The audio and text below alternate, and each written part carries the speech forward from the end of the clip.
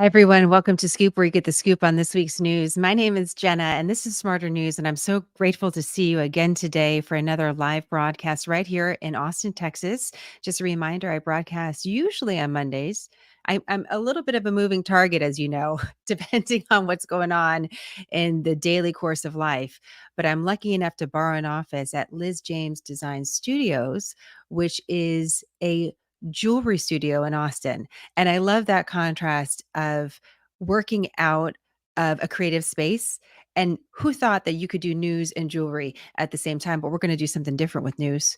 We had the shiny studios and the bright lights, and we had all of that. And that's great. Let me tell you something, it's great a lot of the time. The crew is great. But I like this. I like this new way of delivering news. I thought I'd start off completely differently.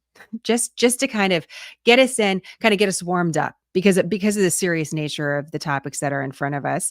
This was one of the most interesting things that I've read in the last couple of days. It has nothing to do with national security. You're probably not going to see it anywhere else, but I thought let's just start there because it gives us something to think about and think about things differently. Again, that's something we want to do at Smarter News. So this is an article in the Wall Street Journal that was just published over the last couple of days. The title of the article is This Amelia Earhart's Long Lost Plane? As you know, the search for her plane has continued for decades now. And there is a man, his name is Tony Romeo. That's right, Romeo. He's a pilot, he's a former U.S. Air Force intelligence officer. He also was a commercial real estate investor. And that's where he was able to make some money and take those funds and invest in an adventure that took place over the last several months.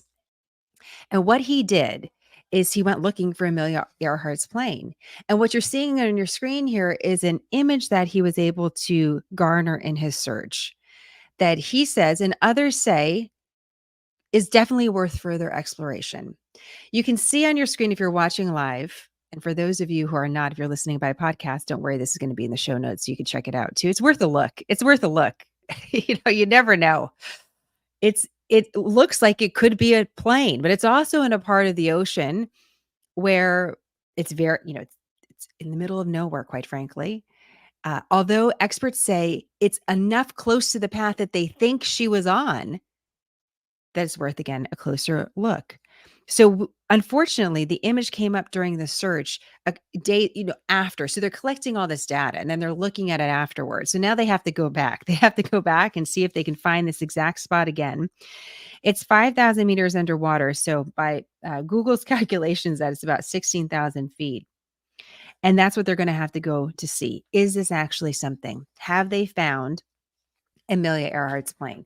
And I have to ask, this is something that's been elusive to explorers for so many years.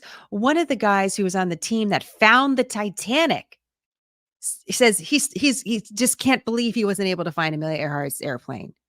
Although it's a big ocean, it's a small plane. But the question that this brought up for me as I was reading through this piece, because I just think it would be miraculous if we found any sort of information about her that explained what happened on that fateful day where suddenly she lost contact and no one ever saw her again. Could in our lifetime we see an answer to this question? And while there are those that kind of shrug off these new explorers, especially the ones that are less established, I wonder if you get someone completely from the outside. And this is something that Mr. Romeo said. He said, I'm a pilot. I'm coming at this completely different perspective. There's a lot of people that are mariners. They know a lot about the ocean, but I'm a pilot. And because of that, I feel like I have some insight here that others don't have.